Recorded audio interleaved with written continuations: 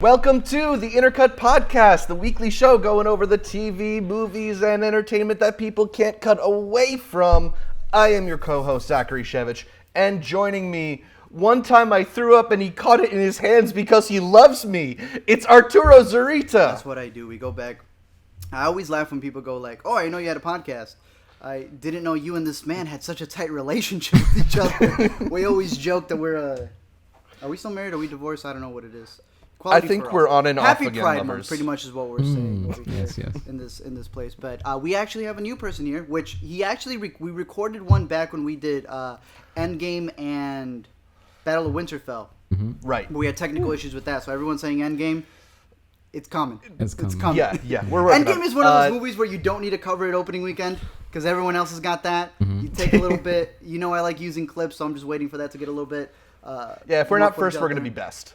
Yeah, for sure. Hey, look at that. I like that one right there. But no, I'm excited to be here. We have so much more stuff coming for the podcast. Every time we take a break, it's because we're procrastinating. But then on that final week, we literally start thinking of newer ideas. And there's a whole new format that I know we want to bring out where it's not just a podcast in and of itself, but we also want to do a lot of extra segments. And we used to do them, we called them after credits. But a big one that we're changing it to is Let Us Explain. That used to be the movie commentaries we were doing here. But we're moving that kind of phrasing over there to be able to cover more topics that may not be in the podcast itself, but there's so many things people ask us to talk about. And the funniest thing is we do. We're just not recording. We talk about them all the time through Google Hangout and everything else, but that's something exciting that I want to bring up because sometimes I don't make a Let Me Explain on, say, people complaining about cons and Netflix picking up things, even though Netflix wasn't even allowed there to begin with. So sometimes I just let them in the Aladdin video or the Perfection video, but that would be a way to have us have an entire thing. Right. This podcast is a great place for us to kind of supplement the other videos and add some more thoughts that don't necessarily fit into an LME or don't make up a whole LME on its own. So this is a great place to send us questions if there's stuff that we haven't covered on the Let Me Explain channel. We will be able to answer you throughout this podcast, but we've got a bunch of different segments that we go through. We got producer Fernando joining us from the mysterious episode 54, but he's returned and he was going to help us navigate the live stream Q&A on YouTube. If you're listening to this or watching this after, we are live streaming this episode, so make sure you're tuned into the Let Me Explain YouTube channel, and we'll be letting people know through the social media platforms about future live streams of Intercut. Yeah. Always on Let Me Explain. We're aiming for Mondays. And we're aiming for Mondays around this time because I know we have a really big foreign audience. So, like for us, a lot of the things are like, oh, it's 4 for me, 5 for you guys. It's 11 for like half of our fans. That's usually what we get. So we always want to give a big shout out to those who do listen live because we like that element of it. And Fernando's going to help us in making sure that we can navigate the stuff there. And always giving a big shout out to like Alex. I know Alex Miranda. Shout out, just showing some love. So we appreciate that anytime you guys help with the super chat. It helps me pay these gentlemen right here because they do help me a lot. Thank but you, at the Alex. same time, the whole point is about feeding the family over here. So, Zach, what do we got today? Well, in a little bit, we're going to talk about the Cannes Film Festival as well as some movie ticket subscription services. But first, make sure you're subscribed to the Intercut podcast, either the video podcast on youtube.com/intercutpod or on the audio podcast, which is available on most podcatchers. Also, follow Intercut on social media. That's Facebook, Twitter, Instagram. We are at Intercut Pod on all of those platforms. This is That's also at Trace. Intercut POD. That's short for podcast. Let's start with what we've been watching. If there's anything that you've been watching that you've been meaning to talk about, that you have a strong stance on, let us know in the comments below. But Art, let's start off with you. What is the thing that's been on your mind that you've been watching? One thing. When They See Us. Got a lot more to say about it. Yeah, this is the new Netflix limited series from Ava DuVernay. It's incredible. A 4-part series, I believe, and each one is almost like the length of a short movie. The whole thing is a movie. It's a 4-part movie. That's all it is. It's one whole entity, and it's incredible. I think she's outdone herself. It's better than Selma. It's better than 13. Is it as great as A Wrinkle in Time? Of course it's as great as A Wrinkle in Time. Way better than that. Dude, this thing, For those of you who don't know anything about it, she pretty much took the case that for many they see it as the Central Park Five, and she said, I'm never going to say that phrase throughout the entirety of the show, because she believes that calling them the Central Park Five and the way that the media was able to spin it, that was their way of looking at them, being able to make them a pack and strip away their individuality. And so what does she come up with? When They See Us. Already working on this LME like crazy. It's going to be a completely different style of LME. It's still in the same vein, just a little bit more serious, because that's what I'm covering. I was blown away. Zach and I were having a little bit of an earlier conversation. Yeah. This is at the top of my need to watch list. I'll definitely be caught up with it by the next Intercut, because I am a big fan of Ava DuVernay as a filmmaker. I think Selma is one of the better prestige-y films we've gotten in the last, Dude, I don't know, half can we say decade, why? So. What was Ava DuVernay before she was a filmmaker? Oh, marketing? Yeah. She was the publicist. Dude, Yeah, we publicist. were just reading up some stuff on her. Ava DuVernay was the person who would wait outside as the junkets were happening. She was the one dividing things. She was the one pitching a movie for other people. She would get stuff and say, this is complete crap. Now I have to make something out of this. Ava DuVernay has gone on record saying, when I'm walking the red carpet, I know everything that goes into it, because I used to be the person there hours before setting She knows up how to the play red the carpet. game. She's pushed the red carpet. She's literally laid it out. So she would say different stories. Ava just thinks differently. She was talking about how when she was doing an interview, she literally left the interview to make sure that her publicist had a chair. She remembered the days that she was there for 2 hours on the radio with no chair. I think you can see that in her filmmaking from every degree. After hearing this, there was a little bit that she said about why she did A Wrinkle in Time, and it was because she felt that she was being pegged as social justice girl, the director, Right. and she's like, I want to prove I can do other things. And she said, I personally believe, I'm not the biggest fan of A Wrinkle in Time, but I personally believe with such a big studio film, what was the biggest touting about that movie? The first black woman with an $100 million budget. Mm-hmm. And, it's a big studio film. I wasn't really expecting much from a big studio film. I'm looking forward to these type of movies, and I hope she does. She said she wanted to do a John Wick movie. I'm 100% down for that. She's doing New Gods for DC. Yeah. I don't know. I don't trust DC's thing because they keep getting directors and switching directors. Yeah. But when it comes to these things, I think she had done an interview where she had said, I pretty much grew up and realized, you know what? These stories are important. There's something I should be doing here. And she's like, so if you're going to call me social justice girl, at least call me social justice woman. And I was like, it's a masterpiece. It's in my top 5 of the year so far. That's all I got to say. Woo. Top Awesome. 5. The way she Awesome. plays with language, incredible. Yeah. Also, shout Very out cool. to Amanda, the Jedi. our good Shout out friend, Amanda. She said, Hello donating some- Boyos, When They See Us is a must-watch. Easily. 100%. Yeah. Which is also another segment I'm going to be bringing back from the A to Z show to let me explain. This is going on there. This is probably number 1 of May. Because I'm going to count it because it came out Thursday night. I saw the first episode like 2 days ago at like 1 a.m, and I was just like into it the whole time. Did you finish the entirety of it? No, I haven't finished it, but like if it wasn't 2 a.m, I would have binge watched it. But I was so tired. But like the first episode made me cry already, and I was just like, dude, this is crazy stuff. I was telling Zach, I was like, the way she ends episode 1 was her literally saying, hey, Academy, you done messed up. In one of the most incredible endings to a pilot I've ever seen in my life. And then the way she ends 3 and 4, Yeah. it's one of the best of the year. It's one of the Very best of the year. exciting. So Very I exciting. don't know what you guys have been watching, but that's been my main thing. For me, I'm also watching something on Netflix. It might be the exact opposite of When They See Us. The Unauthorized Bash Brothers experience. This is the new Lonely Island joint from Akiva and Andy. In this one, it's kind of the latest in their series of riffs on sports ideas. They did the they did the Lance tennis Armstrong one and did the Tour de France one on Yeah. HBO. This one's a little bit different, and this is they're calling it a visual album. There's definitely less of a story going on here, and it's much more of the Lonely Island straight rap songs that have ridiculous rhymes and jokes and bars, and it's a much more pleasant experience than you're expecting when you hear that this is going to be a visual rap album about the Oakland Athletics in the late 80s. Jose Canseco and Mark McGuire. But you Also, know, it's I think baseball. what? It's baseball oriented, or Yeah, they play Jose Canseco and Mark McGuire. And oh, you like know, not a Pikachu. variation of them, like when he was Lance Armstrong, but he wasn't Lance. He's literally playing. He's literally playing those guys What- at the where's peak of this their on? powers and steroids. Is it on HBO too?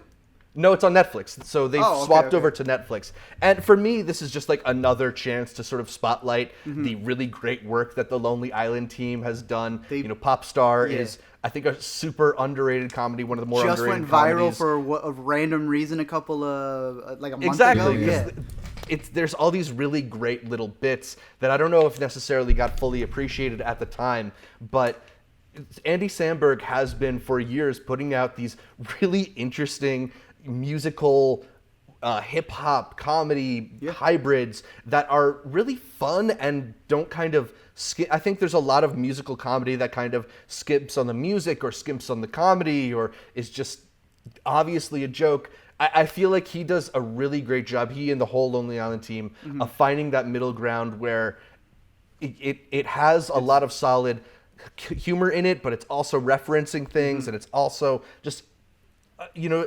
earworms. I have the hook for Jose and Mark just stuck in my head. So make sure you check out the Unauthorized Bash Brothers experience on Netflix. It is a fun ride. Dude, I'm always surprised how they even have time to do this. Right. Yeah, because my girlfriend was watching. Alina was watching. What's the show he's on with the cops? Brooklyn. Brooklyn Nine-Nine. Oh yeah, I was that, and I remembered I was like, didn't that get canceled and they get picked up by somebody else? And aren't they like ready to get syndicated with this bad? When I was like, how is he finding time to then still make these original things with his buddies with the Lonely Island? And then the Lonely Island is producing so many movies. I can't think of what the last one was. They're that producing Pen 15 also, that Hulu show. They produced another thing that we saw at a film festival, and I'm blanking on it. And they're not just like throwaways. These are like really good projects. Like these are projects that, like we just said, may not be the biggest splash when they come out, but then they go viral 5 years later. So it's like I'm impressed with the stuff that they're making. Exactly. So get on it now before it becomes Before like it the becomes, funniest like, yeah. thing 5 years from now. What about you, Fernando? What have What you been about watching? me? Not so much TV since I'm really bad at that, but been going to the movies a lot. May had a ton of like big-ish movies that came out, but most of them kind of disappointed me, honestly. I think I'll say my favorite one. I was pleasantly surprised by Aladdin. so mad. I know you just made your LME on it. I didn't hate it. I was expecting to hate it, like That's what I've been outright. saying. People who hate but it the most was- haven't seen it. Yeah, it was a like entertaining movie. I went in expecting something and came out, you know, having been satisfied. The Perfection, obviously on Netflix, made massive waves over social media, and you covered that one as well. Insane. And then Godzilla, man. I've seen a lot of stuff about Godzilla, and as a big Godzilla fan, I grew up watching the Japanese movies. I wasn't very pleased with what they gave us. Even Were though you as mad as everyone else, though? I'm not as mad as everyone else. No, I really enjoyed the monster stuff, but yeah, like all the human stuff was just. I don't The even human wanna- stuff was dumb. I'm gonna tell you this Yeah. right now. Vera Farmiga, right? Yeah, very for me. Hated her. Yeah. And then I pulled on When They See Us. Hated her even more. Oh yeah, yeah. So yeah, she's been having a great week, but terrible week as well. Yeah. Great performances, so good. I hate her. Yo, what about that Pokemon movie? Because as far as I know, you are probably one of the top Pokemon fans I know. Man goes to the early screening, comes out, and he says, It's counting the Pokemon. right, he's counting how I many said- Pokemon are on there. Yeah. It's kind of the same thing as Godzilla, honestly. Like the things about it that I liked are the actual Pokemon, but all the human aspects of Detective Pikachu were so like dull to me and dumb. Like the whole third act was just like really whatever, honestly, with the whole wheelchair villain guy and wanting to, you know, without giving spoilers. But yeah, I was just really let down by it. But it had good potential. They did the world building really well, I think. I'm starting to notice a pattern. As long as there are no humans in the movie, Yeah. then you're gonna like it. Uh-huh. So what did you like?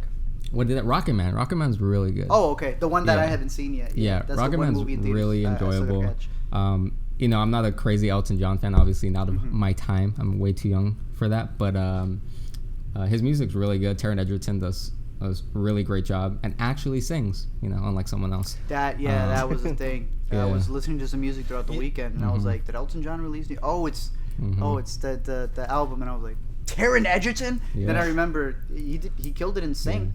And it's so funny because in Sing he sang an Elton John song. He sang I'm So Standing, and then he sings it, and he did a fantastic job. So it's like it shouldn't even be a surprise. Yeah, but that man is mad. Not to compare it only to Bohemian Rhapsody, but that is kind of like the music biopic taking up all the oxygen in the room right now. It won Best Picture, not nominated for Best Picture. It won Best Actor for Rami Malek. How would you compare Rocketman to Bohemian Rhapsody? They have very similar elements, and it's strange because I saw this on Twitter the other day, but the Richard Madden character in Rocketman plays the exact same character that Ian Gillan, Littlefinger, plays in Bohemian Rhapsody. It's the exact same actors. Dude. Huh? It's different actors, though. It's different actors, but they play the same character. Can you same imagine mustache if it was twirly Littlefinger? kind of guy. Can you imagine if it was Littlefinger for both? Dude.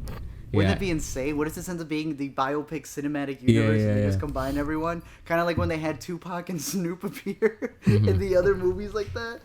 How would you put it against, because I know you were a big fan of Blinded by the Light. Still comparing, one's a biopic, one's more of a musical fantasy bit. So I like Blinded by the Light more just because of the emotional impact I got from it. I think if you're a fan of Rocketman, because at the I also went to this Fandango early screening of Rocketman. Everyone was 40 years plus, older crowd. Obviously, people who are fans of Elton John, they're gonna love this. I think it highlights his life in a really beautiful way. I like Blinded by the Light more, but Rocketman's still really good. Yeah. So I see someone in the comments said, I want to say it's Alagrura. Was it not because they worked together in Kingsman? Completely forgot. Elton John is in Kingsman too. The most weirdest subplot. They are, yeah. That makes no sense in my opinion, but they did work together, so that's actually kind of interesting. That is a fact. So yeah, that's what we've been watching this week. Yeah, so my pick is the best. Go watch Women See Us. Don't watch anything else. It's in the comfort of your own home. You can watch it on the toilet.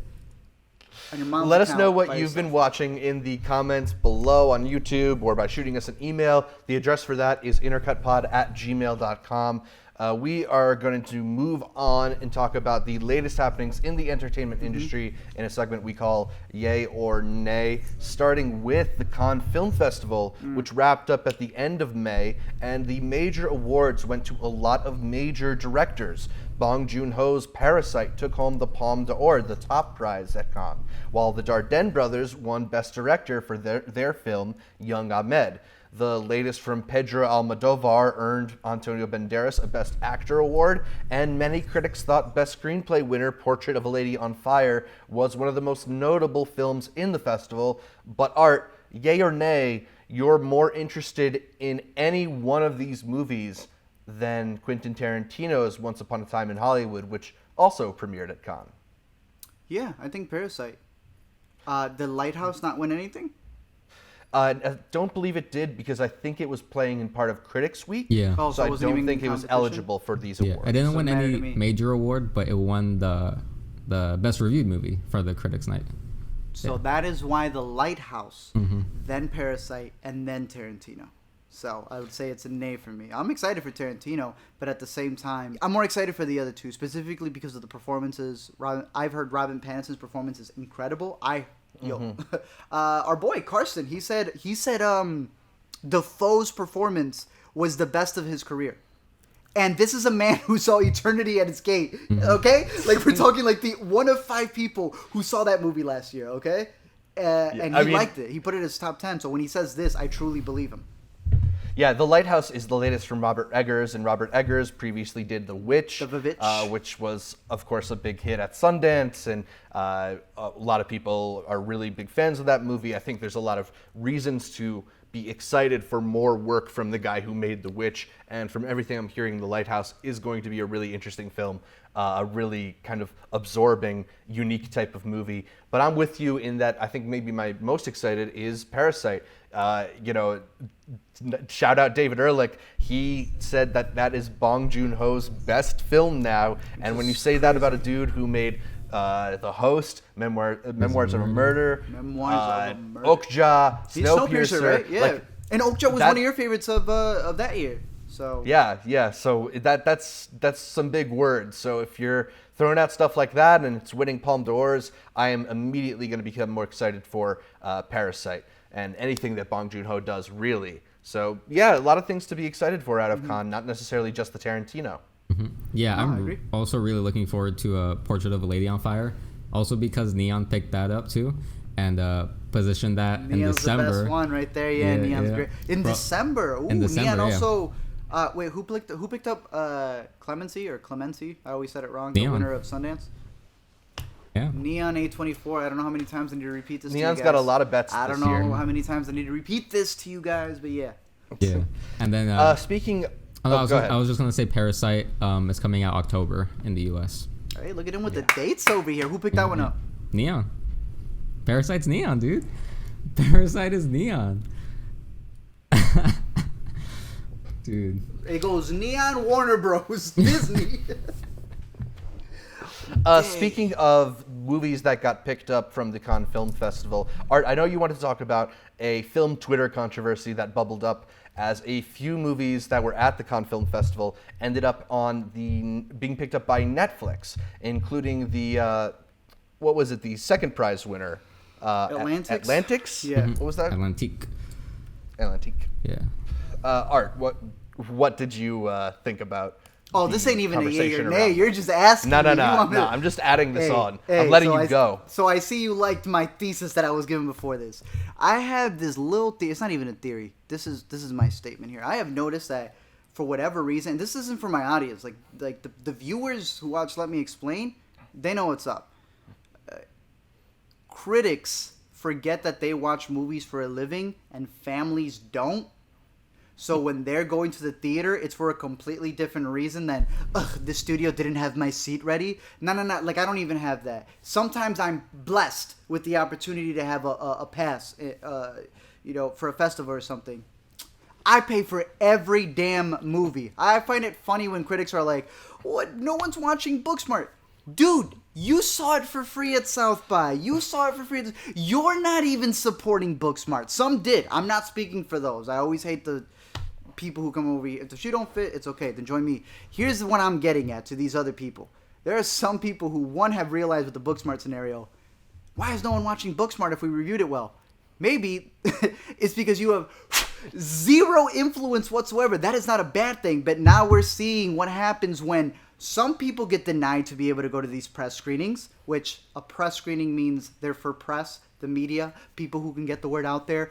Clearly, everyone who they let in for Booksmart, again, no offense, I'm not saying all bad writers, but what I'm saying is your reach isn't going places. Meanwhile, other people can't go. That's why I just pay for everything, because some people have deemed me unworthy to be able to get a free ticket. So I was like, all right, doesn't matter. I'm supporting the filmmaker, not your crappy publicist or whoever else didn't do that. You know who gets the publicist's email 2 weeks later when the video is the biggest one? That's the stupidest thing. And I hate judging things by numbers, but the case that comes down to this is that I've been hearing a lot of people complain about Netflix. And the fact that they don't promote their movies the way they want to, or whatever it is. And I'm very much of the belief that it's like indie movie marketing. Indie movie marketing, what they do is they let word of mouth spread. I would 100% be for Netflix being able to host these Cannes, however, people say it both ways. And it at least be available for you to watch everywhere, as opposed to, having billboards or whatever it is out there. If the movie is good, it will spread. That's just how it goes. So my biggest thing that I've noticed is the certain people complaining about Netflix, and then the people over here who are like, oh, Tarantino? Nolan? I love those directors, but it's funny that they have a problem with Netflix. Meanwhile, the Ava DuVernays are making When They See Us. Meanwhile, 7 Seconds got picked up through Netflix. Now, granted, we always talk about the One Day at a Times. 7 Seconds, I believe, also got canceled. There's different, Netflix is also still trying to thrive off of the audience, but I have noticed there is a really big shift between the people who are complaining about Netflix because they need their movie to be in a theater. They know good and well the movie's going to lose money, but I like watching my movies in a theater, so it needs to be in a theater. Meanwhile, other filmmakers who may have never had the opportunity to tell their stories are getting it. So sorry, but I'm siding with Netflix for a majority of these discussions. And for those of you wondering, well, why aren't people seeing these movies? Do I have to do Netflix's job for them? Nah, you a critic. Do your own damn job and spread it. That's all I have to say. Thank you guys for watching Intercut Podcast. We appreciate you coming in. So it's a big nay from me when it comes to the critics complaining about a service that is literally allowing you to watch movies from the comfort of your own home. And do the filmmakers get paid, Zach? I believe the filmmakers still Zach, get are the filmmakers eating, Zach? Art, I believe the filmmakers Yes, they are are. eating, yes. Get out of here. It's ridiculous. Go watch When They See Us, a Netflix original. That's all I got. Moving on from Cannes.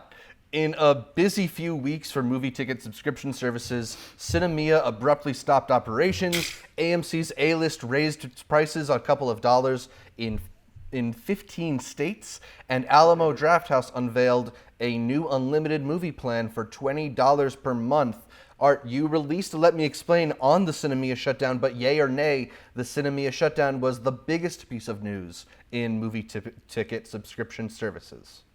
Yeah, easily. They took people's money. Like, that's garbage. AMC A-List did rate. They now have 3 different tiers. You know, like the topmost tier includes New York and LA. I get that. You live in New York, Zach. How expensive is that? It's mad expensive. Very expensive. So I get it. And then you're telling me what? It's just an extra, like, $2. I'm okay with that. I understand that it can build up after time. I just checked my Amazon Prime. I remember when Amazon Prime was $89. I just checked that right now. It said $119. Yeah.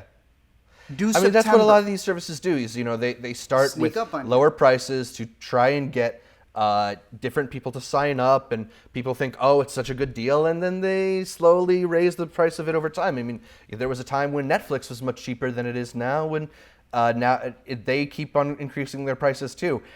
People are making a lot of noise about how cheap Disney Plus looks. That's what it is when they want you to sign up. Yeah, when you sign up. Let's see a year or 2 years from now how much Disney Plus is going to cost you. Yeah, I'm still AMC A-List is the best product out there right now. Not everybody has an Alamo Drafthouse, but that's cool. Everyone's still waiting on Regal. I don't know what they're waiting for. Yeah, they should be coming out with a good one because they're the only other big theater chain that can rival that can rival AMC. I was reading half of the chat there. That can rival AMC. That's it. There's no other theater that can rival that. In terms of the Sinemia thing, I think it's time for those third-party services to leave and to leave it for the theaters because that was one of the biggest scams. And I remember when I first talked about them, when I said they were an option, I said, yo, be careful because just like MoviePass, that's switching on you, Sinemia can easily do that. But what they did, if you see the video, crazy.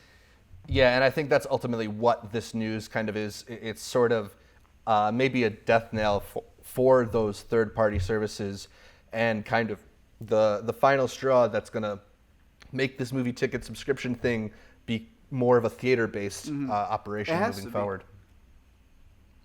Yeah. It's official. Robert Pattinson is set to play the Batman in Matt Reeves' The Batman movie. Internet's reaction was pretty evenly divided between people baffled that the former Twilight star booked the role and other people telling everybody else that Pattinson kind of has done a lot of great acting in the years since Twilight. No, seriously, have you seen Good Time? Art, yay or nay, Pattinson is an exciting choice for the Batman. Incredible. Incredible choice. Incredible. I can't remember who tweeted this out. They said, I hope he does this movie. I hope they give him the franchise. And then he just dips and never does another movie with a big director ever again. And he just does these independent, like French films.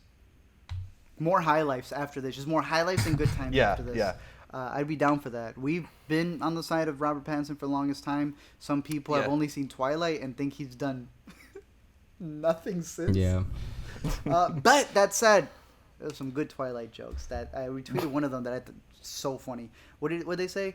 Worst vampire ever. Worst vampire ever. Took 10 years to turn into a bat. Come on, that's funny. Yeah. Some jokes are still funny. But we are firmly Team Pattinson, even if we're not necessarily Team Edward here on the Intercut. We think he's a great actor. Incredible.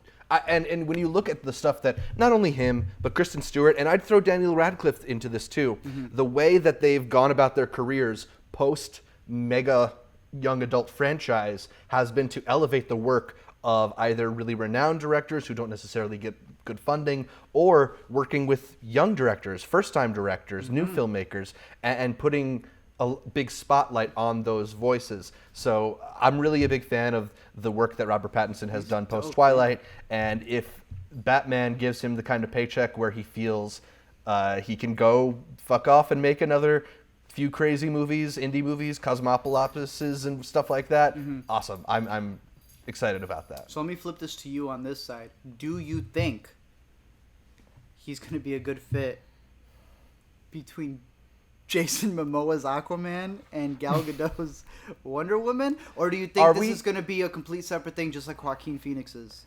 Yeah, how sure are we that this is like fitting back into everything? I haven't made my video yet, but I've been very vocal about the DC anti-cinematic universe, where they're just not doing any of that stuff. I am a huge fan of that. It's going to be like the comics when you go to the store. Some of them are interconnected, some are just their own little one-off storylines. I would love it for it to be that. Yeah. So we'll see. I'm still very excited about the idea of Pattinson as the next Batman. But that's about it for our yay or nay news. We're going to move on to the topic of the week. So let us know if there's any news stories you'd like us to cover in the future. We might get to some of them in our interview section later on in the podcast. So drop us a comment down below. And I see for anybody who's on the live chat, some people are saying they're not paying attention to live chat. If you all say something pretty cool, Fernando will say something. If Fernando hasn't said anything, maybe it's Just because you're asking, why don't you read this comment instead of saying a good comment? Yeah, Fernando has instructions to interrupt us with good comments. If you guys have a good question, but a lot of them, as you know, the whole thing is going to go up afterwards. And like I said, we do the intercut. We cut it up with the HD video. But a lot of the questions we've kind of already answered beforehand. So it's like when people say Brightburn 27 times, and then I answer Brightburn. It's coming. I'm still going to get Brightburn's questions for that. So unless I spend the entire time saying Brightburn, yes. And the next question is about Brightburn. I will be doing Brightburn. And the next question for the person is... So I can't fully do that. Brightburn, Endgame, all those videos will be coming. But if you do have a question you want us to answer after we do Topic of the Week, right? I think Topic of the Week is next. Yes. We do our little interview section, so it's just as many questions as you got. Just hit us with it. All right, so Topic of the Week. Disney's live-action remake of Aladdin was released in theaters Memorial Day weekend, as recent indie comedy darling Booksmart was also released the same weekend. Annapurna Pictures released Booksmart in over 2,000 theaters, about half as many as Aladdin played in, but it only made a fraction of what the Disney movie made. Olivia Wilde took to Twitter to urge fans to see it, writing, "We are getting creamed by the big dogs out there and need your support. Don't give studios an excuse not to greenlight movies made by and about women." Her tweet set off a series of reactions from voices on film Twitter debating the merits of seeing Aladdin versus seeing Booksmart in theaters. Aladdin won the 4-day Memorial Day weekend box office with $116 million, while Booksmart came in 6th place, only making $8.7 million. Art, Aladdin is a nearly $200 million production based on a widely popular children's animated film. Booksmart is a modestly budgeted movie about two high school friends having a crazy night. Can you explain why these movies were pitted against each other? Because film Twitter thinks that they're the voice of everybody, and nobody knows anything that's going on film Twitter unless you're on film Twitter. Why the hell would an independent movie make $100 million when the Disney movie didn't even make $100 million? Why are we calling something a box office bomb where, according to this, earlier on the budget wasn't there, but the budget was $6 million. Its return is 14, and it's only on its second week. Yeah. That's success. I hate when we pretend it bombed. No, it didn't. Not making $100 million. Yo, set your expectations for the right level. I have a bunch of other things to say in terms of when they see us, when it comes to language and stuff like that. But phrasing things a different way to say, "Oh, it bombed." Well, just because you said it bombed, that doesn't mean it. If it's $6 million, and then that's how much it made, it ended up making $14 million. Movies like it, was it Edge of 17? I think made 12. Yeah. Right. 12. In total. In total. How is this bad? I did not understand that whole idea, and I brought it up in the Aladdin video of trying to pit these two together. One of my favorite parts was this. I remember originally someone had retweeted Booksmart, and said, because the movie was coming out, they retweeted it and they said, well, when are we ever going to get the movie about the girl who grows up without the best friend? And I'm like, that's valid. Why the hell you had to drag Booksmart and this couldn't be its own tweet? I have no idea. So it was really funny seeing the rebuttals from the Booksmart fans going, this is ridiculous. Why do you have to quote, tweet, and drag? I don't know if we have a phrasing for that, do we, Zach? About, because we have subtweeting. We know what subtweeting is. You don't at them, but you're clearly talking about them. This is some form of sub-retweeting where it's like you're trying to ride the wave of this tweet by bashing. I don't know how much sub there is about it. It might be Dom tweeting. Exactly. That's fully there. The reason I think that's funny was because people had a problem with that. How dare you drag Booksmart with it? You same douchebags were completely okay when the tables were turned and it was in your favor. I then proceeded to see a lot of people who were doing the complete opposite. When it came to Aladdin and quote tweeting Aladdin to make sure that Booksmart made more, then it was okay to make fun of Aladdin because, and I assume it's because people just don't see Aladdin as a creative project with, actual workers and stuff. They see it as a manufactured product by Disney. It was funny by Sunday when people start realizing that they're yelling at their POC audience and they were like, cool, well, we think Aladdin is cool. Why are you making fun of people of color movies? And you're only and that's when the waves then turned from this independent movie made by a female filmmaker with female stars, LGBT centered, to then like, oh, this movie, instead of pushing themselves, wants to drag this other one? All right. Right. Then yours is an all-white movie, and it became. I saw a tweet go fairly viral on Monday night from Kumail Nanjiani, and he said, a studio blockbuster starring mostly brown people is the #1 movie in America. That's pretty cool. And I think that's one of the major things that kind of shifted the discourse away from the Olivia Wilde supporting the the small movie made by women about women to... Wait, Aladdin is actually its own achievement, and I think that kind of highlights a thing that you and I have been talking about, is that there's not necessarily a reason to clash these movies against one another, pit them against one another, except for the fact that they both came out the same weekend. Yeah, maybe don't release it on the same weekend. Movies come out the same weekend all the time, literally every weekend. Aladdin was coming out that weekend. Why would you do? I mean, if it was counter marketing, then I guess you'd be mad at the publicist. Be mad at what we were saying earlier. Maybe next time, don't invite press whose only readers are other press. Invite people who will actually reach out and get more people to do that stuff. I haven't made the video for Booksmart yet, but I enjoyed it. And that's why it sucks that now it's been, pitted against people who do like Aladdin, because it's like now those people don't want to give it the time of day. And I think that's crazy. Right. I think it does a disservice to both movies because it almost makes it like you can't be a fan of both. Exactly. You have to pick and choose. Yeah. That's terrible. I don't know, Fernando. I'm curious to hear your input. I saw related to this was the fact that Booksmart got released on Netflix, like overseas, and so that caused it to get like leaked online. People obviously torrent stuff all the time, so I don't really think that would have like a huge impact on box office, because I think if people want to go see it in theaters, they're gonna go see it. That's just another like thing I saw going on. But yeah, my big thing was like, I don't know how release dates, like who chooses the release date.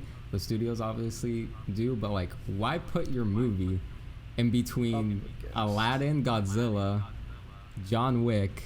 Like, I don't really get that. During blockbuster season, and on top of that, you want to know the craziest part? Do you know it's released on Netflix in foreign countries? So now you're asking why it didn't make that much in the theaters when they also released it on VOD in some countries. Well, I think that also brings up another point that is not going into this conversation, in that Aladdin is a family movie. Aladdin is a movie that people are going to either from nostalgia or to entertain their kids. Booksmart is a rated R movie directed at an audience that isn't old enough to buy an R-rated ticket. Hey, this is crazy, Zach. I don't know. What if there was a way to watch the movie at home? Yeah. Yeah, maybe, an internet-savvy teenager could, I don't know, torrent it? Yeah, pretty easy. If it was readily available? Exactly, but what I'm getting at, Zach, is what if there was a way to legally watch it at home where if it made 14 mil, I'm sure, I don't know, some service that's making 100 million a month would have enough to curate maybe 15 right off the bat and would have had a lot more people to be able to talk about it. Kind of like The Perfection that came out. and had a lot of people talking about it. Kind of like when They See Us. What's the one with Ali Wong that's out right now? A big fan of that movie. Always Be My Baby. I thought that movie was hysterical. I saw that one twice. I want to see Bookmart again. Unless I torrent it, I got to go back to the theater to watch that one. So it almost seems like the best possible scenario for an independent film is for it to be streaming, but a movie's not a movie unless it's in theaters, right, guys? I thought the story spoke for itself, but I guess it's got to be in theaters, and now it's considered a box office bomb, mainly because while we're saying $6 million for budget, we all know those theater prices, like just to be able to distribute your movie, costs so much. So that's where I just go, I love the movie. In my video, I'm going to praise the movie. I did in my South by video when I saw it. Y'all messed up on the marketing. I don't know how else to say it. Like that's a talent in and of itself, and they messed it up. And Annapurna, the studio that distributed Booksmart, is not a studio that has done a lot of distribution. In fact, this is only the second movie they've put into wide distribution. The first movie they put into wide distribution was Catherine Bigelow's Detroit, which also underwhelmed and only made $16 million. So it's not like that. It's not like they have the experience in putting out a movie to a mass audience. This is kind of where Annapurna seems to be at right now. And I don't know. I just don't know if this is a good point. Yeah, they actually have a track record. The literal studio has the same track record. Exactly. I think that's crazy. What is your opinion? I know because it's just three of us guys here, but that idea of not just saying my movie's not doing well, but it's, yo, if my movie fails, then that speaks for women everywhere. Why, if the newest song in Aladdin, which turns out, according to my video, everyone liked Jasmine's new song, is pushing females? That one doesn't count? That's not a female empowerment movie over here? Or the other female-led movies are not female-led movies? Do you get what I mean? Like, why does promoting Booksmart then have to be a vote for women everywhere? Why can't people not like Booksmart but still like that female empowerment movie over here? Yeah. Captain Marvel had way more hate. That prevailed a little bit. I don't know. I'd be curious. I'd be curious to any women who are in the chat in that voice, because I heard a lot on Twitter of a lot of people saying, I like the movie. There was that one tweet that we said where that one girl said, these are my 4 favorite coming of age movies, and it was like Edge of 17. It was this one. It was a couple of other ones. Lady and the Bird. first thing she got back, Lady Bird, wasn't, hey, here are some other ones, to broaden your horizons. Hey, have you checked out this one? Hey, these are great, but maybe perhaps these. No. A verified person had to take this younger, who has no idea what the hell film Twitter is, and goes, maybe try watching movies past 2016? What did that help other than for you to go viral? Yeah, I mean, that's the nature of Twitter, where people try to dunk on people. And then they get dunked on, and then they get mad. It's like, you do the exact same thing. Shut your face. Yeah. And I think that kind of Twitter culture is kind of what fed into this whole Aladdin versus Booksmart thing, where we have to declare a winner, and people shunned Aladdin and went to the progressive female comedy, or what Aladdin's success at the box office says about people of color leading studio movies, and I don't know if any one single event is necessarily a bigger indicator, or as big of an indicator as people like to say it is. Just because we got Aladdin doesn't mean that we're in a post people of color are in successful racial major divides releases are done, era. Zach. Equality, racism doesn't exist anymore. Aladdin made $100 million in the box office. It's over. Yeah. We have Right, a and just Hobbs because Shaw. Booksmart didn't make $100 million doesn't mean we're not getting female-fronted movies. Yeah, It's exactly. something that happens in a much Exactly. more in a collective. I get why someone like Olivia Wilde wants to position herself as part of this movement. Yeah, it's just kind of weird that she's the one who phrased it. It's like she didn't get given the name; she just wore the mantle on herself. And I was like, Right. "No And gonna say there's a anything about cynical this?" way to look at it, in that, like, is she doing this simply to garner attention and support from certain communities, or there's the way to just believe she's doing it Let the movie as an speak for authentic itself. act. Yeah, let the movie speak for itself. And you made a good movie. Once people see it, they'll like it. And like I said, But I don't think it's necessarily an awful thing for Olivia to come out and basically be like, look, this is what happens if we don't get you to see it now, it's not going to stay in theaters. That's how the That theater is true. economics works. So I got a good question here from Roderick Perez, who says, do you think the oversaturation of amazing independent movies by Netflix, because there's so many, that it's maybe hurting independent theater movies?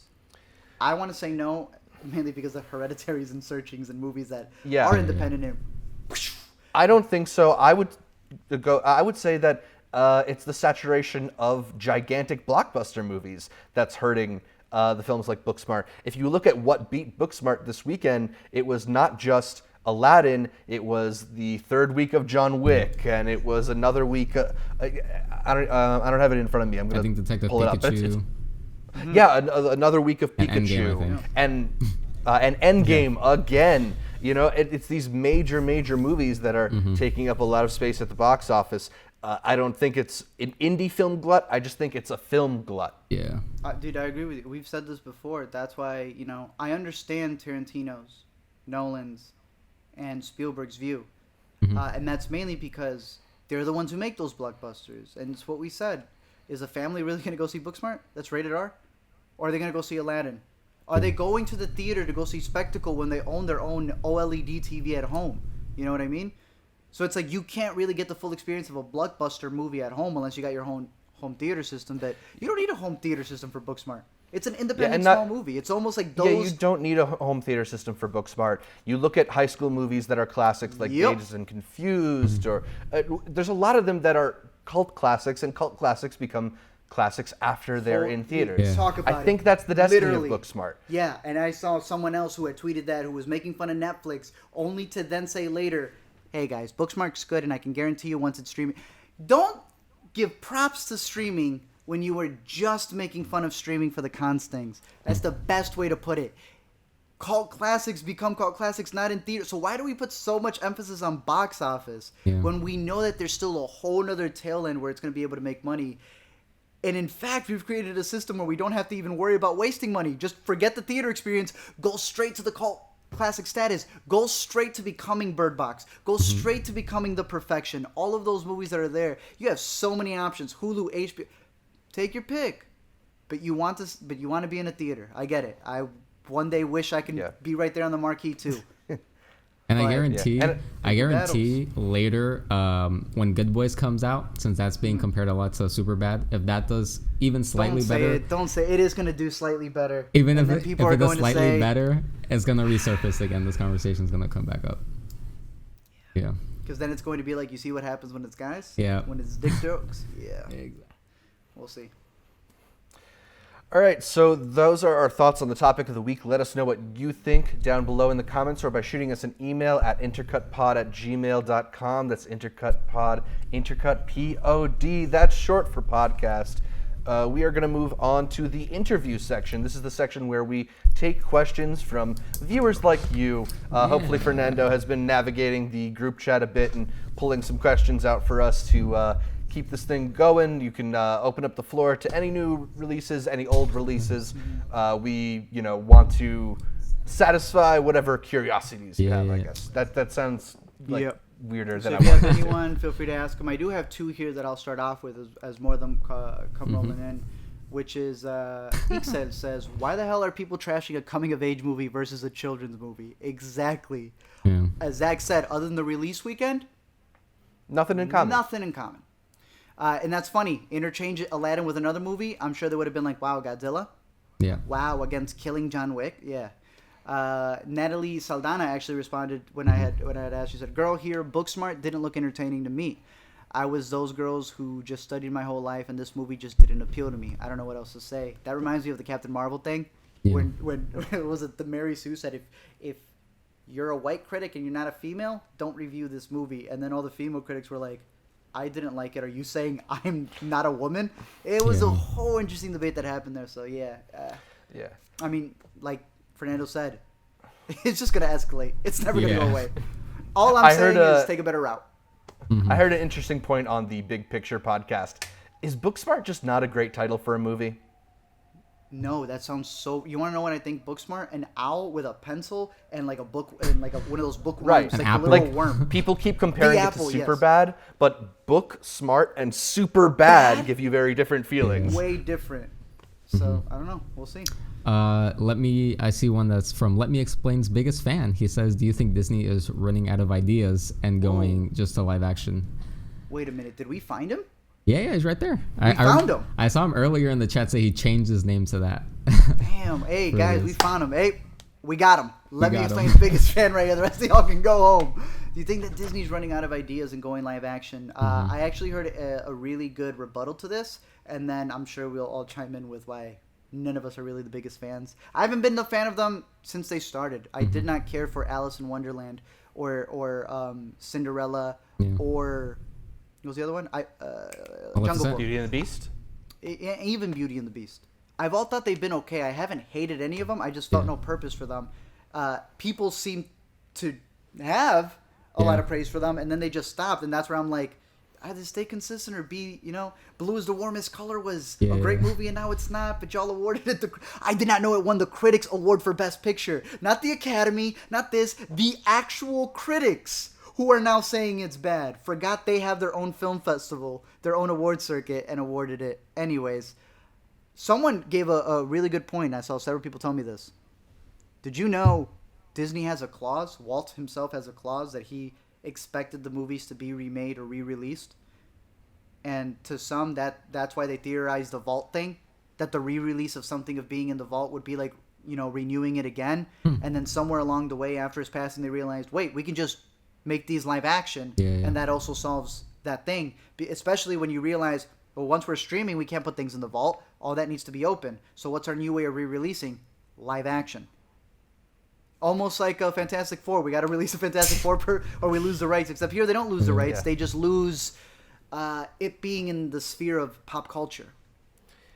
All that's really, really compelling in theory, but I really think it's much, much simpler than that. And Fernando actually brought it up on the ATZ Show article he wrote over at the www.theatzshow.com if you want to go and read it. These are cash cows. They make a lot of money. Even the ones that don't make a lot of money make a lot of money. Dumbo was a failure, and that made hundreds of millions. Hey, Zach, do they just make money off box office? Nope. No, they make money off of every part of the process. When you realize that Cars made 400, I think it was Cars 2, one of them made 400 million, you're like, that's it? And then you read that it made merch. 5 billion in merch. They got a whole ride at Disneyland where you ride in Lightning McQueen. Great ride, by the Yeah. way. Fantastic ride. Yeah. But there is a whole nother side to it, man. I know we're getting a bunch of questions. Yeah, I Fernando got some. picking the good ones. So this one's pretty deep one. It must be Beck asks, what have you learned from watching so many movies? Best lessons learned? Just the perspective. I do a lot of traveling to offset seeing what I see on the screen. I truly believe, and I've said this before, a lot of people who don't interact with, other people outside their own circles, their only image of those cultures are whatever they see in movies. So I think there's a really big power in movies. I know there's always that debate, a video game shouldn't, are video games dangerous or whatever else. I personally don't want to say that, but I do believe that if you can say a movie can push you to cry or push you to change your life or do something positive, then I do think movies also have the ability to do something negative. So one of the biggest things that I've gotten from it is just being able to see movies, documentaries especially, that put me in a world and I don't even have to be there. Yeah. So And that's why I think there's a huge responsibility on filmmakers. Yeah. So Jewel of the Andes donated again 20,000 20,000 COP. Guys, we're eating tonight. I'm getting AirPods for the whole group. Let's go. What do you say? He said, Disney stays in power because we keep it that way. Recently streamed Searching on HBO. Currently rewatching On My Block. Love them both. Do you have a work of art list to watch during the summer? Do you have I do. I was actually kind of thinking of, a lot of people don't know I have a letterbox, and I do have that link down below. I did my list. I got this from Zach, actually. He told me, he's like, dude, you can make a list and just put every movie you've seen and you can put it in order. I was like, dope, I'll do that. One, I'm trash. I upload it very late, but all of to answer your question, it's all there. Most of them are there for the stuff that we've seen that should be getting releases, so you can go check out that list there. I will be doing the, at the end of the month. I do have the May one that I'm working on right now to cover not only May, but to kind of be like, hey, by the way, in June, these are movies that I did see. I don't know what's getting a June release compared to that, or something in the summer like that. But what I do know is that Fernando's got some ideas. Bro, Climax. You Climax fans are crazy. Y'all need to relax, man. I made that whole list, and instead of anyone saying, "Wow, I can't wait for your top 10," everyone just said, "Climax is that number what? At what? What? Yeah. What? You're bro." I got yelled at by so many people. I'm thinking of putting that private then. Yep. But A yeah, couple hopefully that of answers that. a couple of people are asking about if we're excited for Stranger Things season 3, which is dropping in July, I believe. I mean, I'm Millie Bobby Browned out, but Yeah. sure. That's one of those things that I think maybe once people start saying good things about it, I'd get excited. But it also feels like it's been away for a little while. Yeah.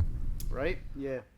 Just to circle back to the must-watches, on the website, theatzshow.com, we have a ongoing feature that will be continually updating of what we think, what you think are the best movies of the year so far. And we've got links in the descriptions of those movies to the videos where Art is talking about those movies. So if you want to see Art's thoughts on any of the best movies of 2019 so far, head over to www.theatzshow.com and check out the best movies of 2019 so far feature. Mm-hmm. And it includes my co-host here as well, because you always vary. Quickly, you guys are going to realize, yeah, his opinions are always trash. I'm going to go listen to Fernando instead. That's the thing. I love that I've built it to a degree, and I love this relationship that I have with the viewers, where if I go, oh, this movie reminded me of Suspiria, I hated it. They hear it reminded me of Suspiria, and they go, yes, let's go. This is it. I like that they know that if I don't like something, they may like it, and it's been that type of thing, because I think that's what it should be, as long as there's consistency. But when you hear a reviewer go from like, this doesn't make sense according to your other review, Yeah. I follow some people where I tend to disagree with them all the time, and anytime I disagree with them, I get so excited for that movie. It's a good thing. So I'm sure when you're watching that over there on the atzshow.com, links down below in this video as well, you're gonna see their opinions as well, because they catch different movies because they're going to different festivals also. Let's see. Someone asked, what's your criteria on which movies to pick for Let Me Explains? And that's from, and it just went away. All right. But yeah, what's your process? So really all I have is, while I'm watching the movie, the more that I turn around, because I watch every movie with my girlfriend, the more that I turn around and tell her jokes, that's probably going to be a Let Me Explain. Whenever it's like I'm watching and I was like, I don't really have much to say about this. I mentioned how comedies are kind of difficult, because it's like, what am I to do? Repeat the jokes? Like, how am I competing with the joke? But usually I try to cover as many things as possible. And with the must-watch list and with the montage list, I want to cover a bunch of the stuff I just haven't. And really the only thing that's been the case right now is we moved.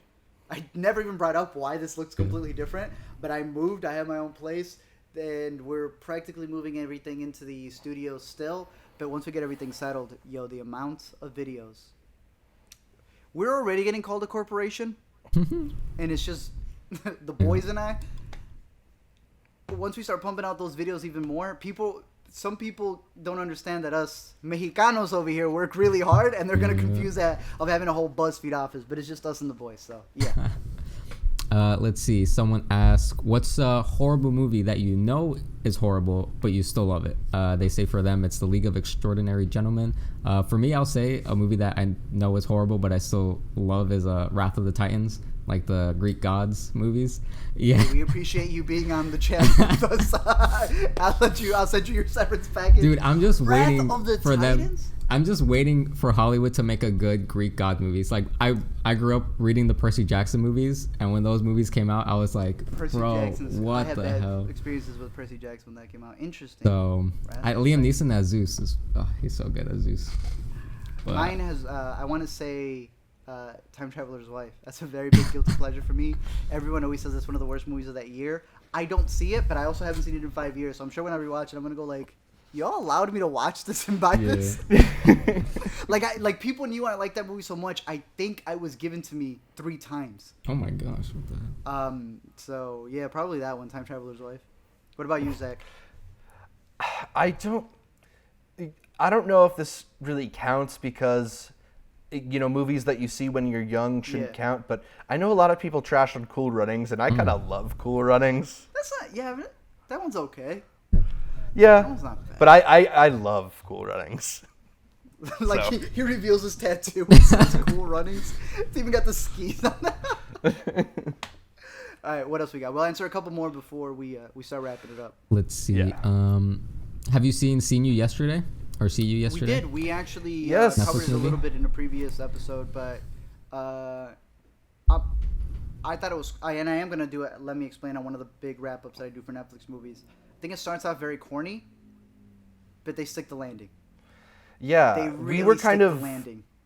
I think we were both impressed that the movie had the bravery, I guess, to take on such heavy storylines, given it has overall a pretty light and breezy tone, and it's got those jarring tone shifts. Out of It feels like a nowhere. fun, it feels like just like a fun teen movie, and then all of a sudden we're at a funeral or something. It But also feels like it's PG-13, and then Zach goes, "Did you hear them swearing?" And I was like, "Yeah, it turns out it's rated R." And I was like, yeah, what? so it's kind of a interesting. tonally confused movie, but I liked it. At the end, I I think was it sticks it. entertained by it, and I thought it had a pretty decent message. I've been told by a lot of people that they couldn't get through the whole thing, and I was like, "Get to the ending at least." I agree with you. I Yeah. don't think the beginning. I want to rewatch it for the ending. I don't want to sit through the beginning, but the Yeah, ending yeah. sticks it. Here, let's look at these right here. I'm gonna do them really quick. The first thing that comes to your mind. Have you seen Maniac? I did. I thought it was okay. 2 I also episodes. thought it was okay. It was more ambitious in the design than in the Yeah. actual story. Did you like it? Yay or nay, Fernando? Out of the 2 episodes I saw, nay. Okay. Really quick, classic movie you would recommend? 12 Angry Men every day. Ooh, that's a good one. You took what one of my go-tos is, so I'm gonna go with Network, and if that's not old enough, I'll go with Casablanca.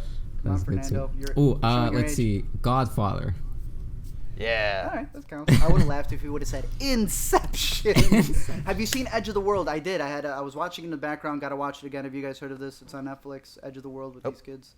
A lot of people were telling me they Is it- cried at the end of it. Is it Edge of the World or Rim of the World? Rim Yeah, of like the Rim of World? the World, I Yeah, thought. Rim of the World, and it's got a couple of YouTubers in there. Really? Yeah, I gotta give it a rewatch again. See, oh shoot, do you still read since you watch a lot of movies? I read comics in my spare time. That's like my thing that I don't want to make videos for because my comics are like I can read these, and not that watching movies feels like work, but I know I don't have to take notes or overthink comics. I don't know if you guys read at all. What's a book? You're an idiot. Elemi, what is your real name? Arturo. You can follow me at the A to Z Show, where I go under Arturo Suita over on Twitter. Do you read less? Yes. Is there Yes. going to be an LME Patreon? There is. We're working on it. There's actually a real cool thing that we're actually setting up. Pretty much we're going to do the membership through YouTube. I've kind of paused my Patreon for the A to Z Show, mainly because a lot of people assumed it was just going to be interconnected with the A to Z Show. I had it more as an umbrella, but I paused that for when we bring that back. But more so because I want it to be more YouTube-centric. And the YouTube membership one, it's one flat fee, but it allows me to give you LME emojis and PNGs that stand out in the chat. I'm really excited for that, but we haven't quite finished with our 8-bit pixelized thing. It's crazy. I didn't even know they allowed you to do that. So yeah, that is coming up. Thank you for asking. Lucifer, It must be Beck. Go ahead. It must be Beck has asked a couple times. Do you think people are running out of cool ideas for movies? No, I just don't think that the people who have the cool ideas are getting the funding they should. Yeah, I mean, I'm going to point out that your favorite movie of last year, Searching, is a movie that probably could not have existed 3, maybe 5 years ago.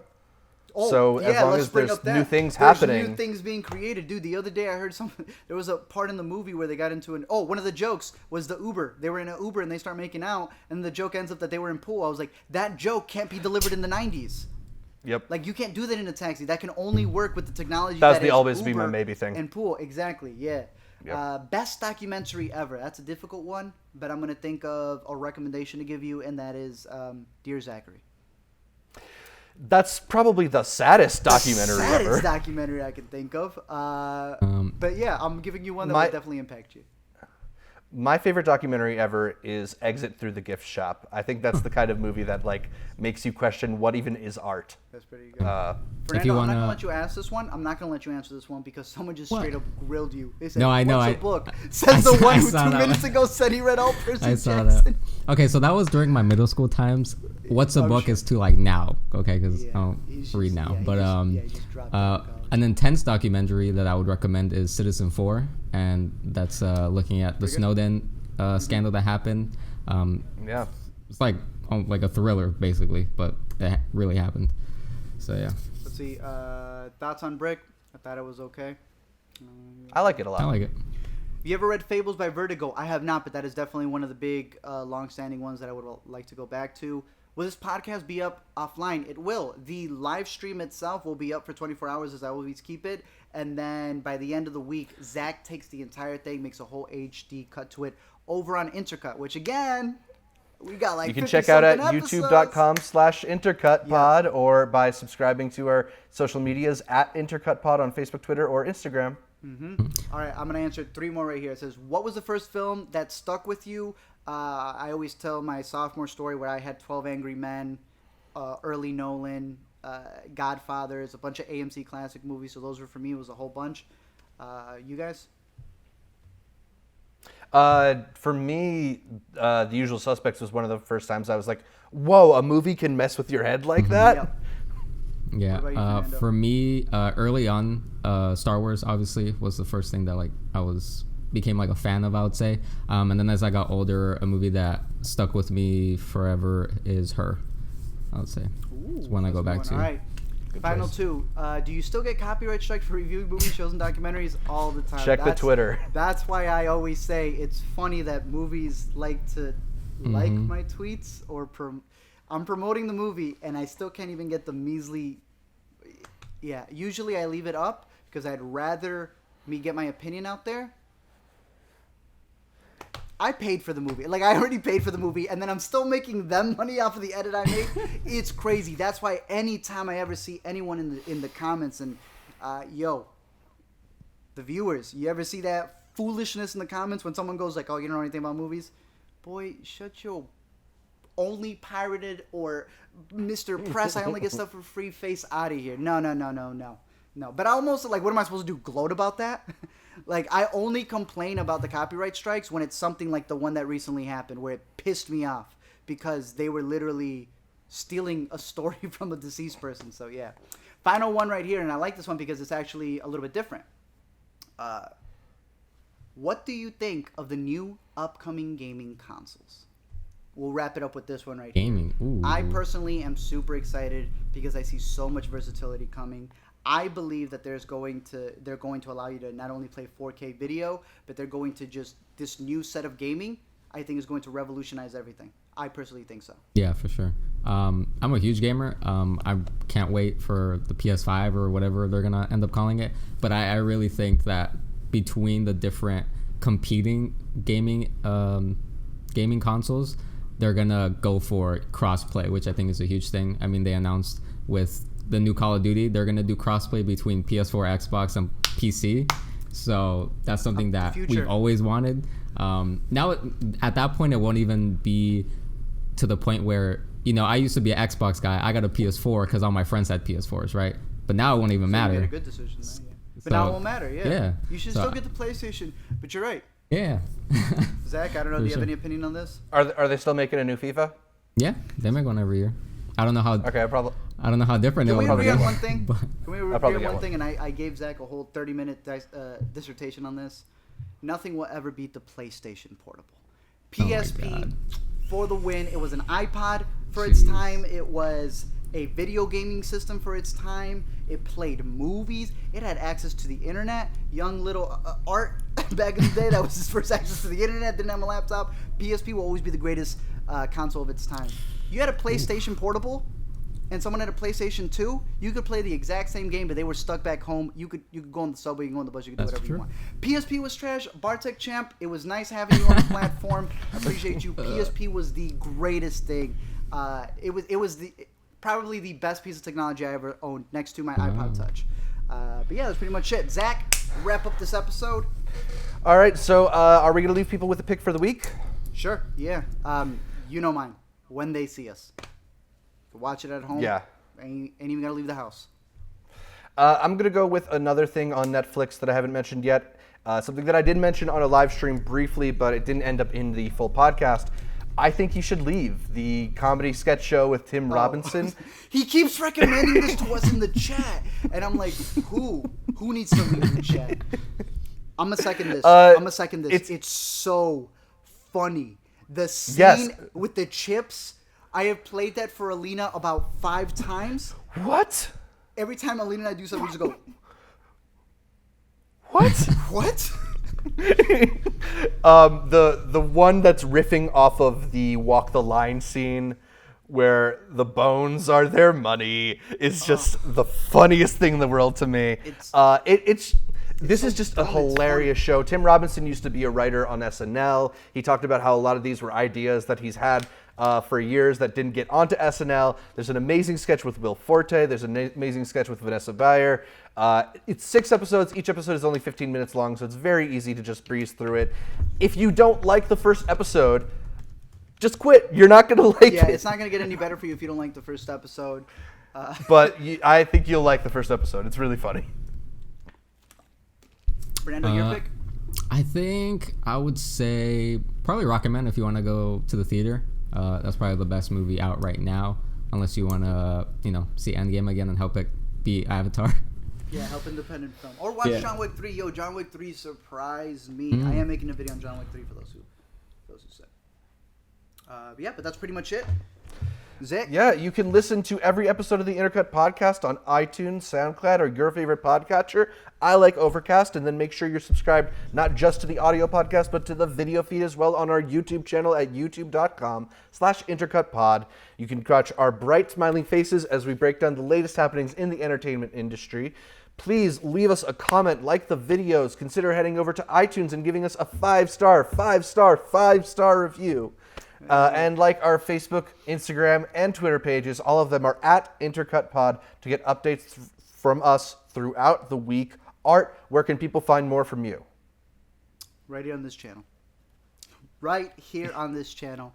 At The A to Z Show on Facebook, Twitter, Instagram, and YouTube. And you can find all of us on the HTTP. This is a semicolon, right? Yes. So semicolon /www.https in case you're in school semicolon hyphen theatozshow.com. You can catch us at theatozshow.com. All the videos are up there. These guys are writing great stuff up there, and we have a bunch of other stuff that's all getting together. Art, where can people find? Fernando, where can people find more from you? You can follow me on Twitter if you guys want to at borderlogic or border_logic. I don't even know my own at. And then check out the website, guys. We put a lot of hard work into it. Zach put in a ton of hard work. Super grateful to Art for letting me hop on here and write for him. So we got a lot of great stuff coming in the future. Yeah, and shouts to It Must Be Beck, who complimented us on that website. Make sure you check it out, www.theatzshow.com. Be sure to check it out. You can catch more from me specifically by following me on Twitter or Instagram or Letterboxd. All of them are at Zshevich. That's at SHEV for Volver, ICH. And check out my YouTube channel at youtube.com/multiplexshow. That's all for this week. Thanks again for tuning in. And until next time, if you ask me, you shouldn't judge a book by its Booksmart cover.